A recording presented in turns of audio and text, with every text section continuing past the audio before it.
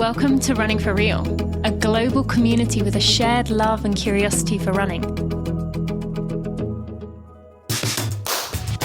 Together we reconnect with the reasons why we love to run and discover ways it helps us become better people. Whether it's the quiet moments of a morning run while the rest of the world still sleeps, or befriending the strangers next to you at the start line of a race, we are here to connect with others who see running as the common thread that weaves our lives together. Come join me, Tina Muir, as I talk with people from all walks of life, united by a love of running. Hello, my friends. Welcome to episode 430 of the Running for Real podcast. And while we are over halfway through the month, this is the first interview of 2025. If you listened to the update last week, you will know that I pushed last week's back in the true spirit of what this episode is about. I really wanted us to go through this together, to learn how to take better care of ourselves, to not be so afraid of that word rest and recovery. It's something I've really been trying to embrace. And actually, as of me recording this intro here, today's the first day I've actually felt close to being recovered since the beginning of the year, really. So I want to encourage you as you listen today. You're going to feel some resistance. You're going to feel some yeah buts coming up. Try to just embrace, to let it be, to listen, let it sink in. So if you cannot multitask with this one, great. I want to introduce you to Erin Taylor. Erin founded Athletes for Yoga in 2010. She has 2 books, Hit Reset, Revolutionary Yoga for Athletes, and Work In, The Athlete's Plan for Real Recovery and Winning Results. Erin has worked with a lot of athletes and getting them to slow down. You'll hear her talk about that in the beginning of the episode here. But I want to specify this episode is not for athletes. In fact, it's for you and I. It's for people who don't have their sport as their priority. If you do have that, great. You will absolutely learn things in this. But I would not say this episode is targeted about that. It is for all of us with the struggle to rest, with the go, go, go, the do, do, do. And I encourage you, once again, to embrace it and let it sink in. All right, shall we go meet Erin? Let's go.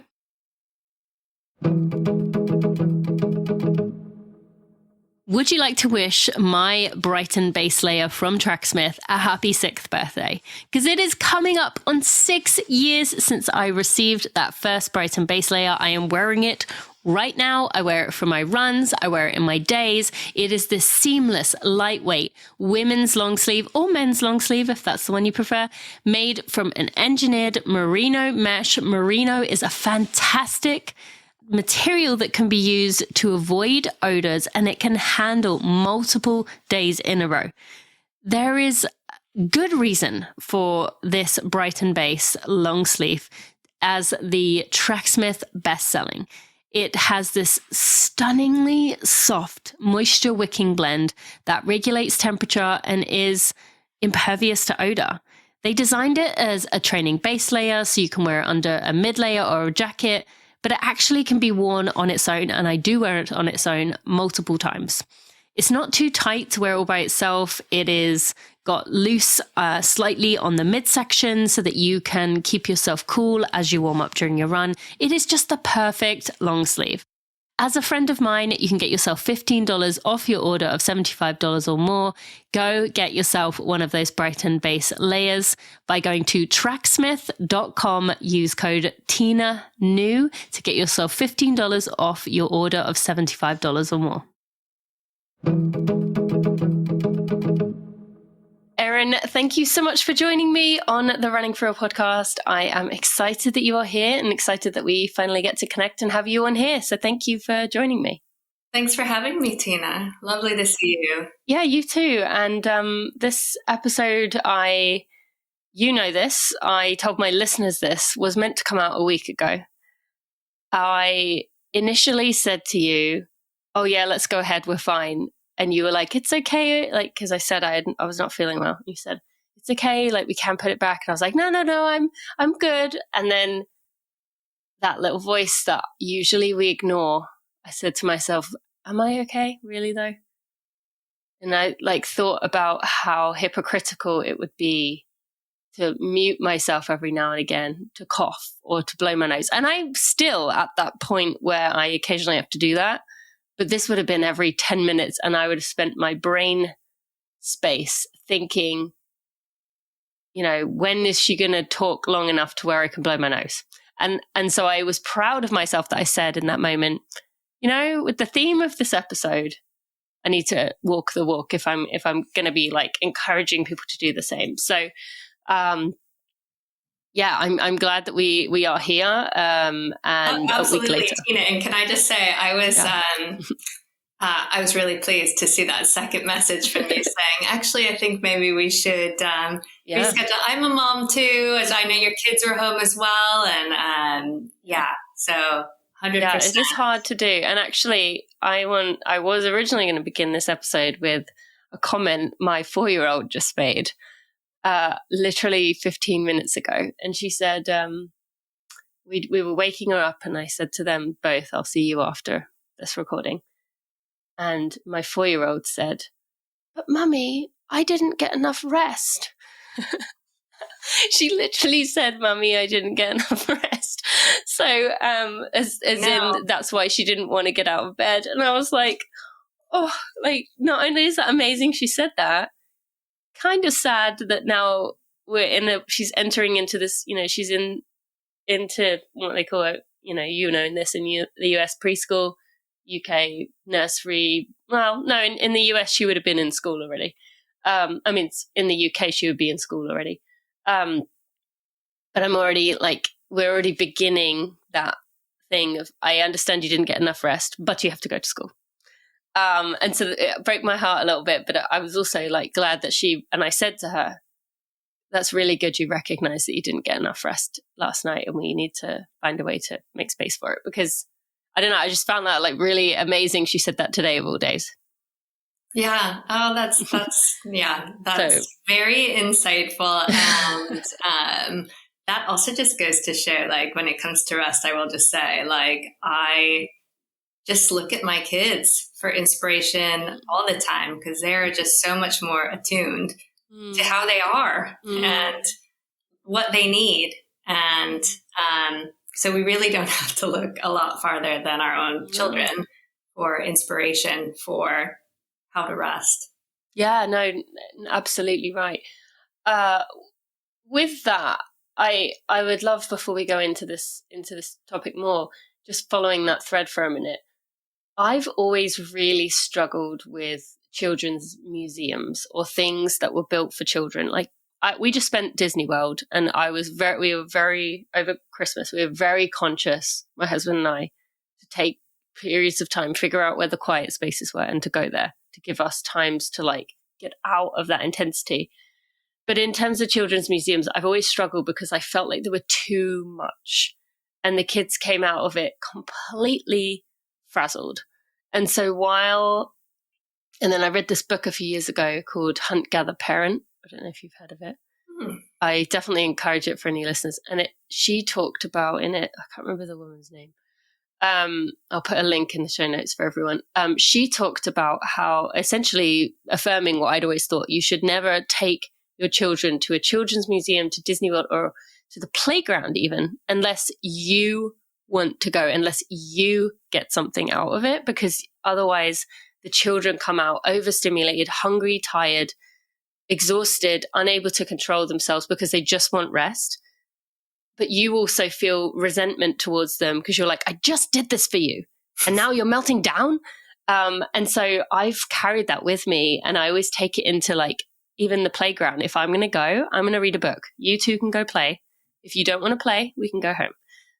So it follows along with that similar mind line. But also I feel like so many situations in today's world with regards to kids, kind of at an early age, shake our kids out of that thing of respecting their boundaries, of recognizing when enough is enough. Any thoughts there?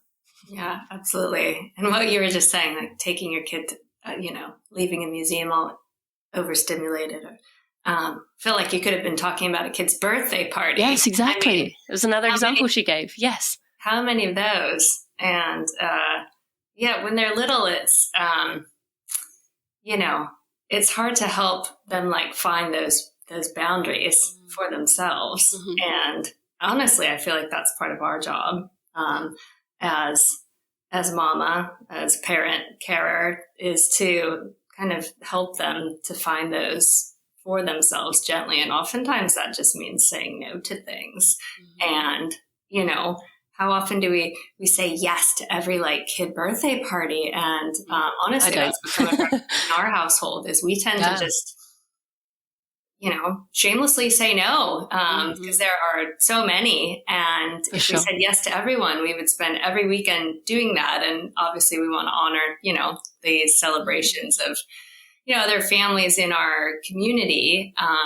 However, we also have to find the balance of, you know, having quiet time for ourselves as a family at the weekend. And if we said yes to everything, we would never find that. And also, you know, for us, I think we in that instance, you know, encouraging kids to connect and explore in ways that might be, you know, not quite so full on as a big party or a big trip. We live in London, into, you know, into a big museum setting. There's so much more exploration we can do in a more gentle way. Which leads nicely on to, yes, we began this episode talking about kids here, but you could insert adult into basically everything you just said, in the way that there was quite a few things that that hit hard in while going through the book, which gonna hear my children's noises in the background here. In Move, Rest, Recover, there was a lot of statements that really spoke to me in that way, about rest being one of the most underutilized practices available to us, an opportunity that's being missed. And I want to get into today some of the things that we as adults do and the excuses we use, the society we live in, and how it has made it so difficult for us to prioritize rest. And we're going to get into some of that. I want to begin by getting into just giving people a bit of background on you. They know your stats, your bio, as such, but just to get to know you in terms of a person. I'm sure this is a question you get a lot, but I would like to start here before going deeper.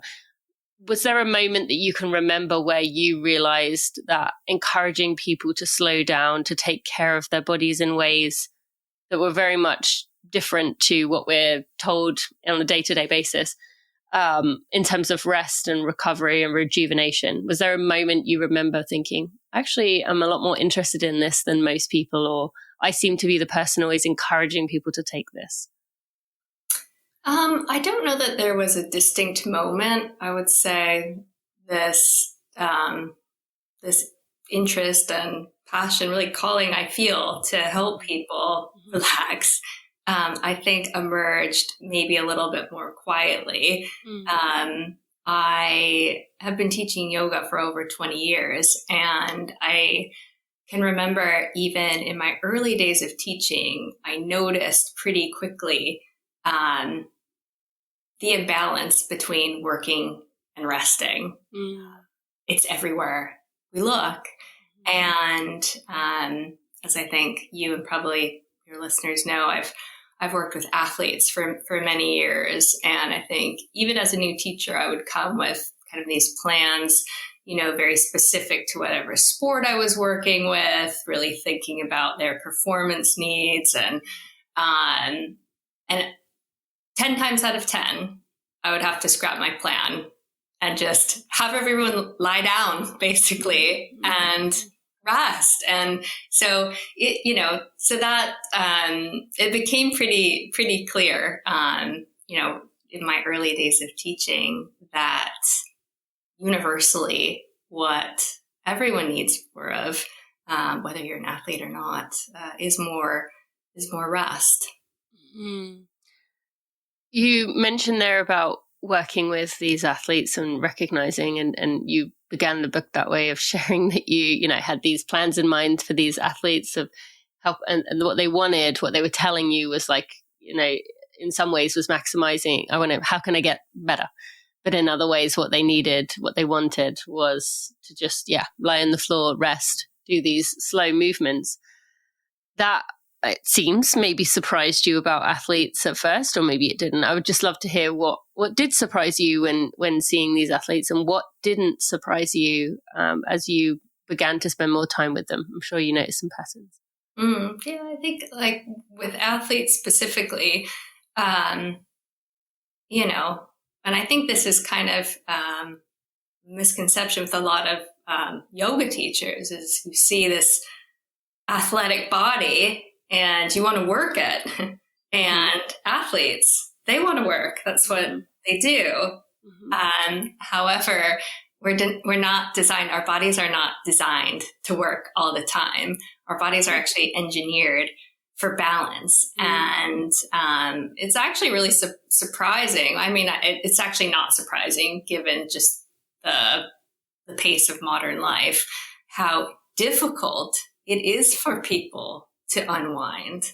We're so good at engaging fully and going and pushing and gritting our teeth and just getting through all manner of all things, which is a really valuable skill in many ways. However, in the process, we've really, I think, collectively lost the skill of moving fully in the other direction toward ease and relaxation. And so then it's no surprise, okay, I'm turning up for a restorative yoga class and I don't feel immediate relief the moment I lie down. The lingering stress and tension from work, sport, life load just lingers so long after the work is done. So that's something I think that we really need to address collectively. For sure. Yeah. I want to go, for the listeners, we're going to go into kind of the work, but most of you listening, the equivalent of that. But just with the athlete side of it, you mentioned restorative yoga. When I was running at the elite level, I remember distinctly going to a restorative yoga class. I was living in Kentucky at the time. It was at someone's house. It was in the middle of nowhere. And I was driving up. I was like, where am I going? And we went to I did this yoga class because I'm assuming I had some kick of like, I need to get flexible or something. And I'd never done restorative yoga. And I think at the time I would have used the H word, hated. I'd say now I just was so uncomfortable and I just despised it because I was like, what is this? What is this exactly what you're saying? What is this doing? What am I getting out of this? And I remember just waiting for the time to end so I could get out of there and thinking, why would anyone do this? And now I look back and I think, I was so in this mindset of, had to productivity, effectiveness, efficiency, that I couldn't even take an hour to let myself slow down. And during that time, of course, I had horrible insomnia. I was so tightly wound, had anxiety about all kinds of things. And so, it's been interesting over the past few years untangling that. I haven't gone to a restorative yoga, but I have gone to yoga classes and seen them in a different light. Because just as an athlete back then, I was like, what is this? This is not helping me. When of course it was probably the thing I needed most. I'm sure you see that a lot. Absolutely. And that is just 100% the discomfort of, transitioning from doing to being. I mean, it's like anything, doing anything new or different often brings discomfort. And it's the same thing, surprisingly, to many people with rest. Don't be surprised that if you don't feel relief, if you feel actually extremely uncomfortable, just lying down, being still, breathing deeply, when all of the balls that we're holding up have a chance to drop, that can be pretty unsettling if it's not something that you practice. Yeah.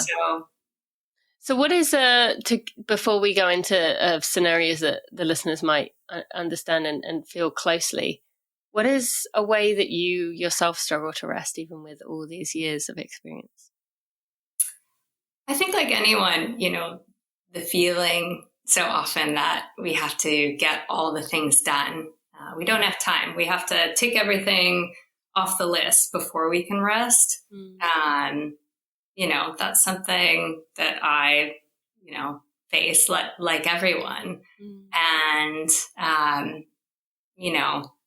I think for me, what helps me to move through that is just the remembrance that it will never all be done, ever. And if you wait for the perfect chance to rest, for all the planets to align, and you've finished everything on your list, and your kids are napping right when they're meant to be, and if you wait for all that to rest, you'll never rest. And so it is something very much to be proactive about.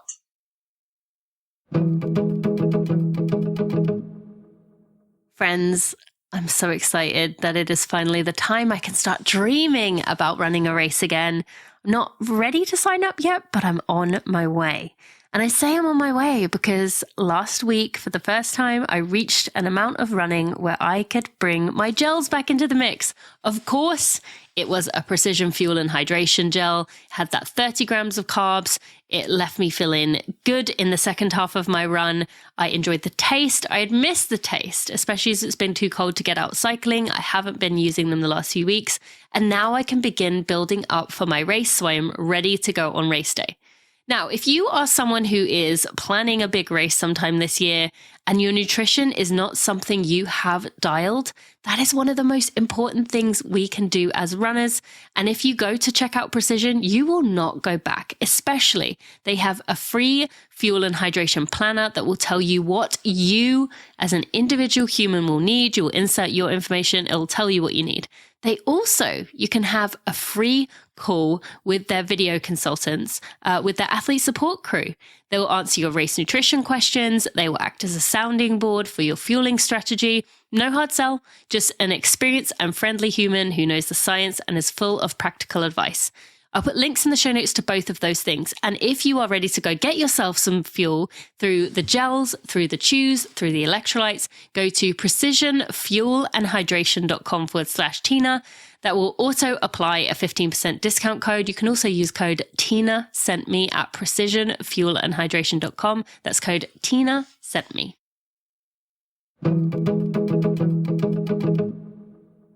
And you talked to yourself in writing the book, in the final parts of bringing the book together, about how your school-age kids were both home, you had no childcare, you're trying to finish this book.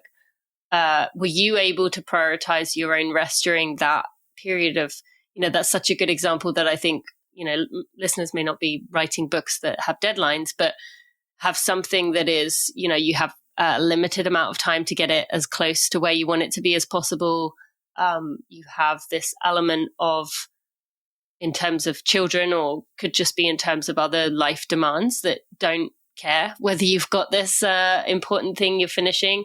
How did you prioritize rest yourself in those final days when your deadline was approaching?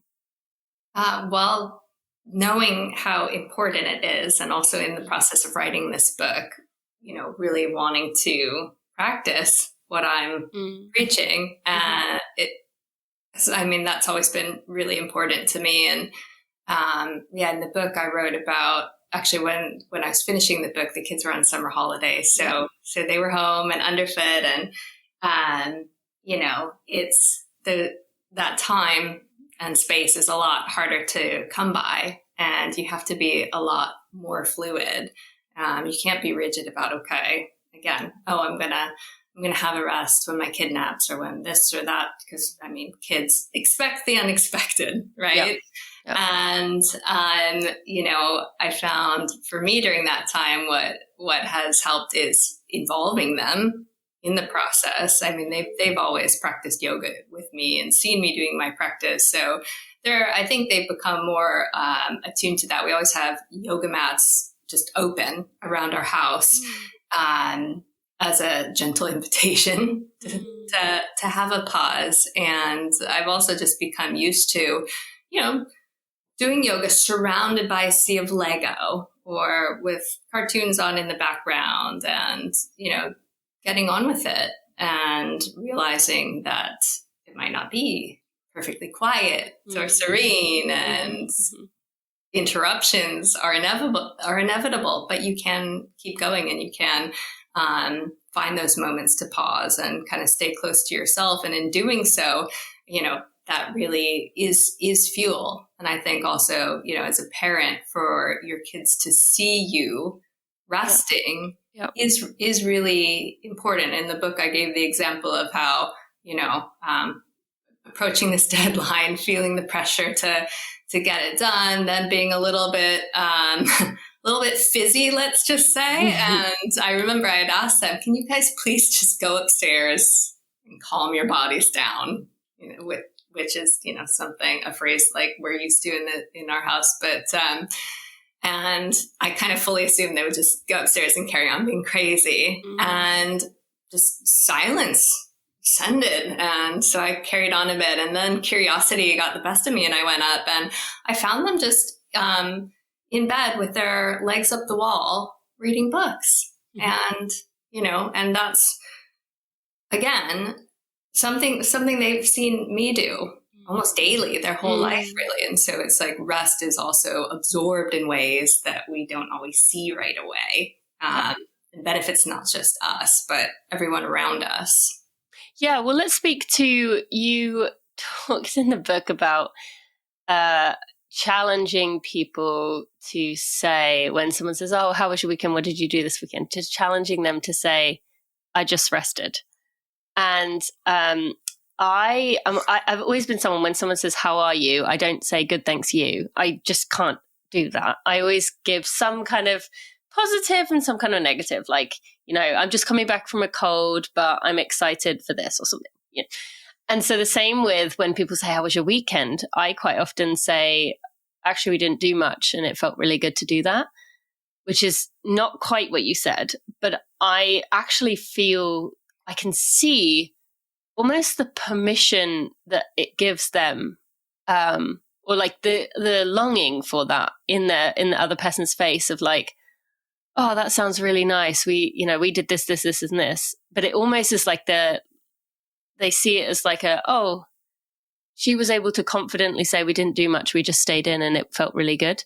And like to own that. And I don't know if it impacts people, but I can see across their face like a relief of like, oh, that is an answer I could give. And I don't know if they ever would, but it starts that curiosity of like, yeah, sometimes it is good to have a weekend of rest, if you want to call it that, or even just like not the absence of things to do. So yeah, explain that a little bit more and maybe some of our listeners can do that of taking that weekend and saying, I just rested. Yeah.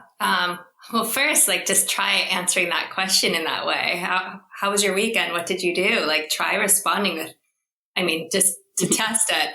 I just rested. We just rested. We just chilled. And I find that answer is usually met with visible confusion and / discomfort, it feels, because I think very often people don't often consider that is an option that is more available than we think. And it's something we keep our weekends very low key as much as possible, just because that is what feels best to us, especially during the winter, to the point where even my daughter, she'll ask me, what are we doing today? Or what are we doing this weekend? And I'll kind of tell her what's going on. And sometimes she'll say, that's too much. I just want to chill this morning, or no, that's really, I need more time to relax. And the only person that can give you that permission is yourself. And it's so easy to get caught up in like saying yes to everything. And then you end your week on Friday, probably tired from the events of your whole week, and then rush into all these weekend activities. Because it's so easy to say yes to everything, and everything might feel so important. However, without really kind of protecting that time for yourself to recharge, it just won't happen. And then it doesn't feel good to start your week just as tired or even more tired than you ended the previous week. So, and I think it does, just containing that space, creating that container to recharge for yourself and talking about it like it's a normal thing is really important, because it also encourages others that they too can wind down a little bit more. And I don't know, or maybe people just think I'm like the crazy rest lady. I mean, they probably do, but it's probably an admiration rather than it's an admiration version of the crazy rest lady. Well, I mean, the other part of that too is then people will ask, well, don't your kids just get crazy? Or, I mean, obviously there's a balance to be had. And I will say, again, it's like, we as adults are so busy and overscheduled, and it's so easy to create that for our kids as well, because we're the ones with the keys to the schedule, right? And so I would say, for example, like my kids have grown more accustomed to like having and expecting more of that downtime at the weekend. And it's like, in doing so, helping them to develop those skills for themselves, or how else will they learn how to relax? For sure. No. I mean, my kids are very much the same way. And in fact, on a Saturday morning, particularly, if we do have something that we're doing, they almost like can't handle it, because they're so used to having that like time where they wake up and they go play, and they're down there for hours, and they're in their imagination world. So if we're like, come on, we're going here, they're like, what? This is, I need this time to just kind of do what I sit on the table and play with Legos, or, something, not running around screaming, but very gentle. So, I definitely agree that once they get used to that, they crave it and they like it. So with that, let's speak to this in adults. You talked about doing disguised as recovery, how we kind of, maybe think or talk about us doing things that are rejuvenating, but in fact, in many ways, that we're just finding other ways to push ourselves or to do more, because we've already talked about this. We live in a world where being tired, being exhausted is almost something that you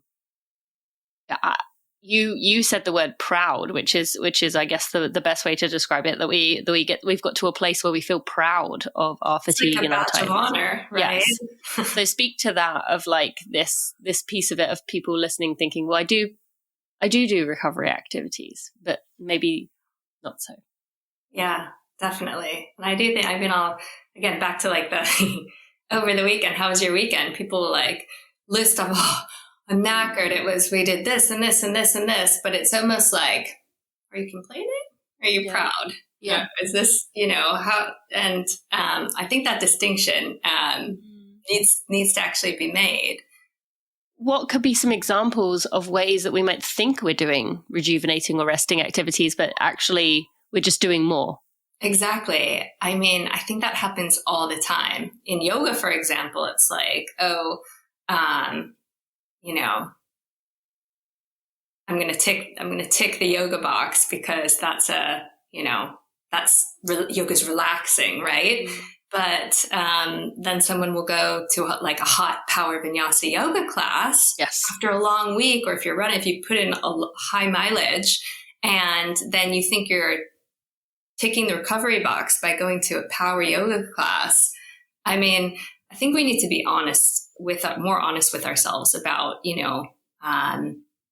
how we're actually using our bodies in ways that are meant to be restorative. I think the inclination 100% is to just find more ways to push ourselves, whether that is, squeezing in an extra workout, thinking you're going to just go do an easy jog to, shake off some stress, or just fit more into your day, when really actually you could make the decision to lie down or just sit and drink a cup of tea, like literally just that, Which is hard to do. Just sit and drink the tea. Yeah. That's it. While it's warm. That's, the only task. I think, and again, it comes back to the discomfort that accompanies that, because we're on this very high frequency.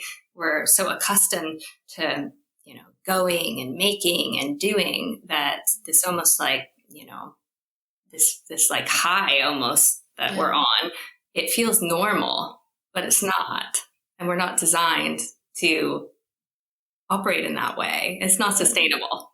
No, absolutely not. And you talked about burnout in the book, and that being something that, is often comes from doing too many things. And just there, you were talking about hot yoga. Another of my yoga memories from my elite days was going to hot yoga. I did it maybe 5 or 10 times. Again, thinking, yoga is going to help me, whatever. I remember being in each class feeling like I was right on the edge of mentally breaking down, like because of all my training that I was doing and the amount I was pushing myself with the insomnia and working.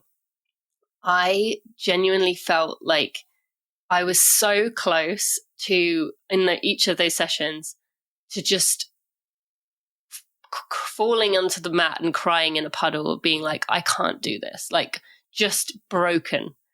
And every time I felt like I just about made it through without snapping over that limit of that threshold. And it wasn't just a snapping in that moment. It was like I can't take all of it moment, my whole, everything that was on top. And so, yeah, that I was like distinctly what you were describing of thinking I was doing this for myself, but it was actually pushing me further and further to the edge of what I could handle. So then I want to take that example you said of just sitting and having a cup of tea, or as we are, most of my listeners are in the US, let's say a coffee as well as an option. You are in the UK, and I guess tea is becoming a bit more normalized here. So let's say tea or coffee.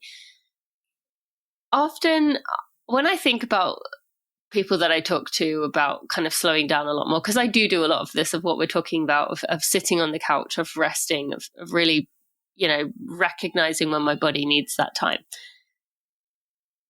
Social media or grabbing a phone to people feels like they are resting. And I can see that, and I feel that sometimes, that it is that escape that can feel like you're like, I am resting because I'm taking my mind off my life for a minute. What would you say to that? I mean, I think we need to think about the inputs that we're bringing in. I mean, reaching for a device, that's not a restorative gesture or activity, really, by any means. It's, I think, often a way of avoiding how we're feeling, or really tuning into what might be going on. And, it's uncomfortable to slow it all down and pause and, just be. Sounds simple enough, doesn't it? Mm-hmm. But, making that transition is not easy, and it's not comfortable. And I think that's why part of why we're so, inclined to reach for a device instead, for a quick fix, something familiar to keep our mind engaged, when in fact, what we benefit from more is disengaging further and allowing our nervous system to really settle down, all of our systems to really kind of neutralize. And that's not really, I don't think that's to be found in scrolling social media.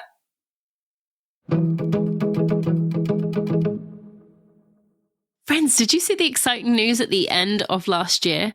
Runner was one of the top 3 finalists for Apple for one of the best apps of the year in the health and fitness category. Such an amazing accomplishment, and not a surprise. I've been telling you for months about how important Runner is to our community, how many people it has helped. It is the #1 rated running coaching app in the world, and they are on a mission to make running as easy, effective, and enjoyable as possible. They do this through creating personalized running plans for all abilities, ranging from those who are beginning their running journeys to elite runners. All plans are built by Olympic athletes and expert coaches. As I have told you, they have the strength and conditioning plans in there. They have integrated mobility and Pilates plans in there. So you have everything you need in one place. They even have calendar syncing so it can put it into your calendar what you have going on. In addition to that, it will adapt and change your training plan based on how things are going for you as an individual. It is just an awesome app to have. That's spelled Runner, spelled RUNNA. That's Runner. You can find it in the App Store. And as a friend of mine, you can get 2 weeks for free. So go to find the Runner app in the App Store, RUNNA, and use code RUNNINGFORREAL to get yourself 2 weeks for free from Runner. Go check it out.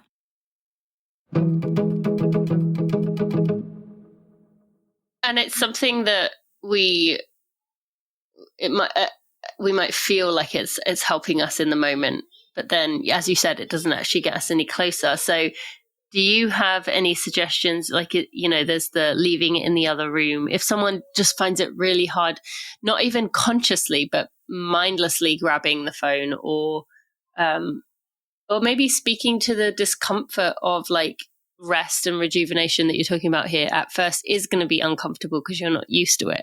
So just some other pieces of advice you would give for someone who really does desire to take those moments in the day and use them for rest, rejuvenation, healing, recovering. But they find it, they just have these habits that they tend to go to when they're trying to seek those moments. Yeah, I think accept that it might not feel comfortable and acknowledge that strengthening your capacity to unwind and rest, or whatever you want to call it, whatever word kind of lands with you, rejuvenation, whatever it is, that is something that you have to train just like a muscle, right? So, I mean, you lift weights and you get stronger. You rest more and your body becomes more receptive and efficient and effective at recharging. It really kind of works the same way. And so it's like, for example, if you were to say, right, I'm going to set a timer and lie down and put my legs up the wall for 10 minutes, right, go. Except that in those 10 minutes, you might not feel bliss immediately. So often with rest, we use the practice and then we feel the effects after. Mm-hmm. You have to stay with it in the same way that you stay with yourself and get through your run or get through that toddler meltdown or whatever it is. You have to stay with it, stay with yourself and practice just like you would practice anything to strengthen any skill. And in doing so, really gain equity with that. Do you also think there's a piece within that of practicing, knowing ahead of time that there may be thoughts that come up that are like, oh, but I really need to do this, so I probably should just, that's something that I've always found quite difficult is in those moments of rest where your brain finally is allowed a second to like start to unwind. That then it's like, oh, but it's Dida's birthday tomorrow and I really need to send off the card today because if I don't do it right now, then it's not going to get it. So talk to that piece of like how you can prepare yourself that things will come up that will feel urgent. Yeah, of course, when you get quiet, all kinds of things will rise to the surface and feel extremely urgent in the moment. And don't fight that. You don't have to quiet and silence everything, except that things are going to come up and you also can calmly acknowledge them and acknowledge that you will attend to them more effectively when you are done resting in 5 minutes or whatever it is, like you will be more effective at dealing with after you've had those moments to recharge. Yeah. Thank you for that. You said the 10 minutes. You also talked in the book about 2 minutes, a minute, 30 seconds. Speak to that part of how this doesn't, if someone's thinking, I don't even have 10 minutes. What would you say there? Yeah. A little often, in my opinion, is the most powerful, practical, accessible approach, because that is, I think, the biggest perceived barrier is I don't have time. You don't need an hour. You don't need 30 minutes. You don't even need 20. You don't need 15 minutes. Like, small practices, small gestures used often hold the greatest power to really restore us and refuel us in the moments when we need it most. So, for example, I often will just do a forward fold, hamstring stretch, while I wait for the kettle to boil. Before bed, almost every night, I put my legs up the wall while I read for 20 minutes. Very small gestures. One thing that I do, I've started doing in the last couple years as a practice that's been a total game changer. I call it the pivot practice.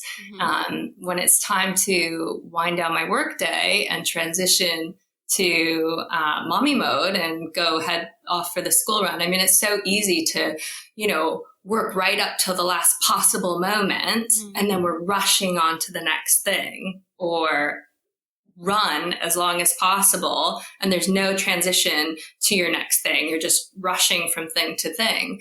Instead, I make a hard stop and set a timer for minimum of 5 minutes. And I'll do something restorative. I'll lie down, put my legs up the wall. I'll get into child's pose. I'll do something for a few minutes to create a transition between activities. So I think that's another really practical way that you can weave rest in throughout your day. You don't have to wait till the end of the day to rest. It's actually more valuable to us when we use it throughout the day, every day. Yep.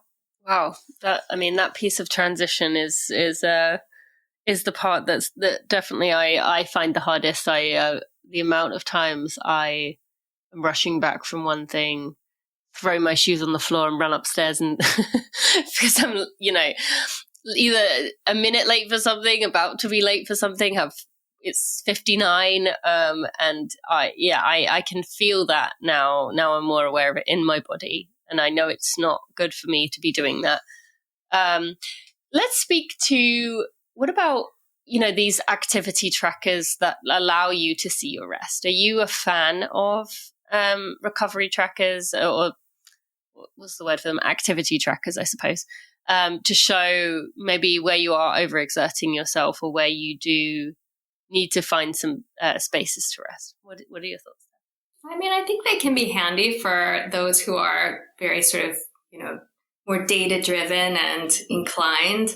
I personally, prefer to go on more of a felt sense, which I've cultivated over time and is a practice. And I think the challenge with those kinds of devices, we have all this data telling us, okay, tracking every aspect of our output and our workout, and even telling us when to rest, but they don't tell us what we should do. And that's kind of the missing piece, and people don't know how to activate rest. So I think it's also important to consider the fact that rest isn't automatic. I've done all the work, the workout's done. I'm not recovering just by sitting on the sofa. Yeah. I'm not recovering by, partaking in any random leisure activity that you might be into. I mean, rest is something that has to, again, be activated and strengthened just like a muscle. And I think that it's a really important skill that we need to cultivate. Yeah. Yeah, no, I mean, it is hard. So I want to speak to the way that you have laid out the book. I think some people listening to this might have the reaction of, oh, this is another book I need to read to learn more, to feel like I'm not doing enough, to feel like this is another thing I need to make space for, time for, or process through. You really laid the book out so beautifully. in terms of there is a lot of open space in it. There are these little illustrations in there that are just feel good. There's also additional touches that you have added to draw attention to the parts that you really want people to pay attention to the most. So speak to how you made this book different to what someone might think of yet another book I need to finish, work my way through. Right. Well, I designed it with practicality in mind, knowing that if your practice doesn't fit in your real life, it won't work. Mm-hmm. And this is not another thing to do. Rest is not another thing to do or to fit in. And, I want this book to be a resource that someone can turn to in the moment, especially if you're tired and you just don't know what to do, or you need some inspiration for how to transition, to ease tension, to ease stress. There's lots of different ways you can use it. You can do a deep dive and read it cover to cover, or, you can, all the practices are kind of in an index, and you can have a little scan through and just see what kind of grabs you. 2-minute reset, or, become receptive to rest, or, there's so many different types of practices. And this is the type of book that I think should be lying around your house for a long time, because different kinds of practices will speak to you at different points in your life and in different contexts. So there are, absolutely. There are mental practices, physical practices, quick inspiration. It's meant really to help you make rest yours, to create your practice in a way that truly works for you. Mm-hmm. Yeah, thank you for that. And I love that idea of seeing what jumps out to you, because it will be different in different moments, and as you said, different times in your life. I personally also love the question parts of digging in and understanding why you do the things you do, or maybe recognizing what you do have going on in your life. You did a few exercises where you had a circle and people and you get asked to fill it out, of like where you're spending your time and your energy in a pie, essentially. So I really like the interactive nature of it. To wrap up here, what is something that if you could give people listening to this a glimpse of what their life could look like in the future if they add more time for rest, rejuvenation, healing, recovery, if they were to jump 5 years into the future and they've taken it seriously, what could life look like? Rest really brings ease, and ease brings energy. And I think people feel like they have to give something up to rest more. But I think you'll find actually by valuing and claiming the rest that you need, you actually increase your capacities, because you become more efficient and effective and resilient across all aspects of life, in sport, in parenting, in your work. It supports us to sleep better. It just, I could go on and on. It's just, it's really a superpower almost. I would call it a power stance. Rest is a power stance. Which sounds radical, but it's not. It actually has that much power to it. And it is the most practical, accessible, available tool. You don't need anything formal or fancy. All you need is your attention.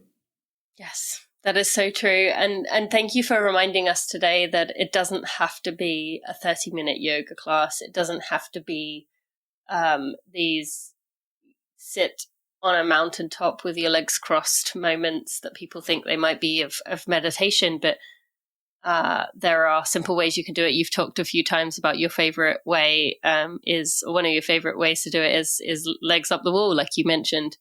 To end with that, why is that one your favorite? What is it about that you feel is special? Yeah, legs up the wall. I call it the boss because it is just the most powerful, accessible posture for recovery. It recirculates blood, any excess fluid in the legs. It's brilliant if you've been sitting for a long time, or if you've done a hard workout. It's just so medicinal. If you take one thing, do that every day for as little as 5 minutes, even just in bed before you go to sleep. It's just all you need is a wall. It's just there. It's just there waiting for you. And beyond that, I would just encourage people to just kind of notice, just slow down just a little and just notice where your energy is. Even just walking home from my school run this morning, I noticed I was like leaning forward, like kind of hurrying, but I didn't really need to be. Like we're, again, sort of on that gear, always a little bit rushed. And actually, if we could slow ourselves down just a little bit more, all of these times, all these transitions can become restorative. So that example you had of walking home from school, that can be an instance of rest and recovery. If you're not, like you said, rushing and hurrying to get back, but if you are slowly walking, looking around, that counts? It does indeed. I mean, I'll be at my desk in 15 minutes and I know that. Why am I hurrying? And kind of clenching my jaw a little bit and like rushing through my to-do list. It's all sitting there waiting for me when I get there to the next thing. Mm-hmm. If I can just breathe a little bit more deeply and pay attention to where I am now, that is so calming and steadying for your nervous system, which will give you a lot more energy, a lot more juice when you get to work. Yes. Thank you for that. And just to end with, as we're recording this in January, I'm doing what I'm calling 1, 2, 3 challenge, where I'm encouraging people every day if they want to, 5 days, every 1 day. And it's to hug one tree, to pick up 2 pieces of trash, and to take 3 deep breaths. And kind of for that reason, to slow people down, to connect with nature, your community, and to yourself, something for each of you. But even that act of the tree hugging, even if it's just 10 seconds, 30 seconds, I find people really find it reset. It's a good reset for them. And it's also like a simple, restful moment where they're doing something almost childlike of hugging a tree, but it's a way to get outside and just take a moment for yourself, especially if they combine it with the breaths. So love that, Tina. Yeah. If you're not joined with us yet, you're welcome to join in anytime. So Erin, thank you so much for joining me today. I really loved our conversation and want to thank you for continuing to push me down that path of taking rest more seriously. I've really have tried over the years, and I feel like I've made good progress, but this is another step that I think many of us need. So I appreciate you in all that you share. And you did have something you wanted to share with the listeners in your other element of what you do in terms of athletes for yoga. So if you want to talk about that. Right. So Athletes for Yoga is my video platform and app, which is home to all kinds of sport-specific solutions for preventing injuries, recovering from training, and really strengthening your performance. So that's a resource available to you. And my personal newsletter and platform is called Balance Practice, where I offer weekly just inspiration, tools, practices, prompts to inspire and support balance. So that is another resource that's there for you. Thank you so much for sharing with us today. I put those links in the show notes. And I appreciate all that you do. Thank you. Thanks, Tina. Before we go any further, I just want to give a quick shout out to the Running for Real team. Without them, I would not be able to do barely anything compared to what I'm able to do today. They are behind the scenes. They are there for me. I am just so appreciative of them. To Jeremy Nessel, our podcast editor, audio consultant, and someone who's been with me since the start. to Sally Pontarelli, our content and operations manager, who is there day to day doing all the things to help me be successful, to Kelsey Wang, our head of design, and Louise Murphy, our associate designer, and finally to Sandy Gutierrez, our photographer and content strategist. I am appreciative of all of you and wouldn't be able to do what I do without you. Brave to take rest. It's not something younger me would have ever imagined was a sentence I would say, but it's true, isn't it? It is so hard to prioritize ourselves, our rest, our recovery in this world that we live in. I hope today's episode helped you. Go get that book. There is links in the show notes to find Erin. And actually, I'm excited to share that Erin has offered to give everyone a free month of balance practice. You can go to the links in the show notes to go get yourself that. That is a free month within Erin's balance practice. And again, go check out the book, order yourself a copy, work your way through it. You are really going to be glad that you did get yourself a copy of Move, Rest, Recover. Friends, thank you so much for listening. You can find links to the show notes at runningforreal.com/episode 430. You can also find links to our partners in there who have allowed us to do this episode and allowed us to continue to find these amazing guests who are helping us in our journey to become the best versions of ourselves. Those today were Tracksmith, Precision, and Runner. You can find them again at runningforreal.com/episode 430. Thank you so much for listening. I'll see you next week.